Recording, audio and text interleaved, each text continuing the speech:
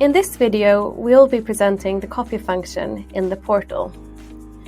We will be giving a quick introduction to its purpose, followed by a step-by-step guide on how to use it. Companies around the world are facing increasing demand to produce EPDs in a larger quantity than before, creating the need for technical solutions to enable this work. The copy function has been developed by EPD International as one solution for this growing need.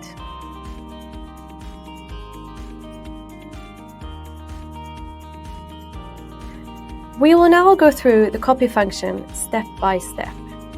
You can enter the copy function through the company dashboard. At the top of the page, you can see the 4 EPD creation steps, which are the same steps you would usually follow when creating individual EPDs. We will begin with step 1, adding the initial data to the EPDs. Firstly, choose a name for the EPD group. Or, if you are only making a single EPD copy, you can just check this box below. Select the number of EPD copies you would like to create. Then we need to select a source EPD. The company's existing published EPDs will be available to select as your EPD information source in the drop-down. If you are copying all fields from the source EPD, you can simply check the checkbox underneath the field. This will autofill all the EPD copies with all the available data from the source EPD. Now we need to add the verification information to the EPDs. Only one verifier can be used for the group, and they should already have been added to your company before you use this function. We should also add an LCA practitioner to the EPDs and also select the PCR which has been used for the group.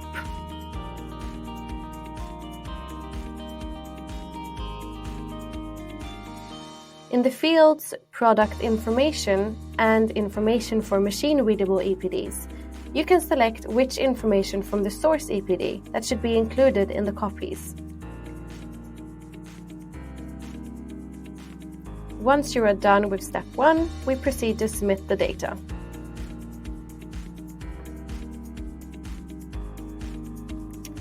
In step 2, you will find a list of all the EPD copies which you have just created. You can define the names and upload the individual documents for each EPD.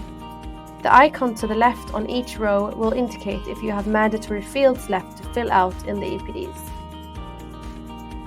If you need to edit any specific information in the EPD, you can click on the small arrow next to the EPD number to expand the fields and edit them.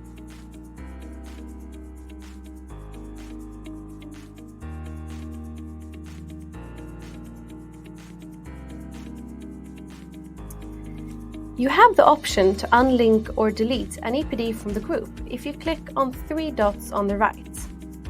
If you unlink an EPD from the group, it will appear in your organization dashboard as an individual EPD, and you can edit it at a later stage. At any time in the process, you can leave the copy function, and the group of EPD drafts will be found on your dashboard.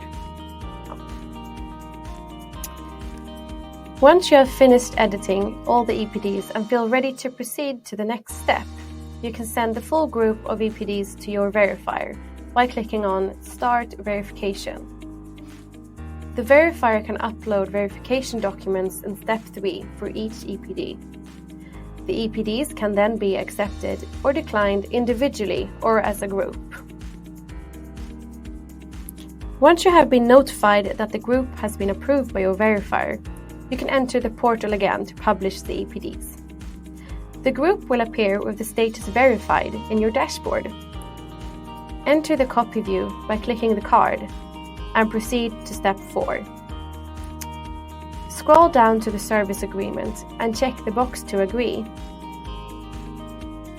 Once this is done, you can click on the button at the top of the page to send the EPDs to publication.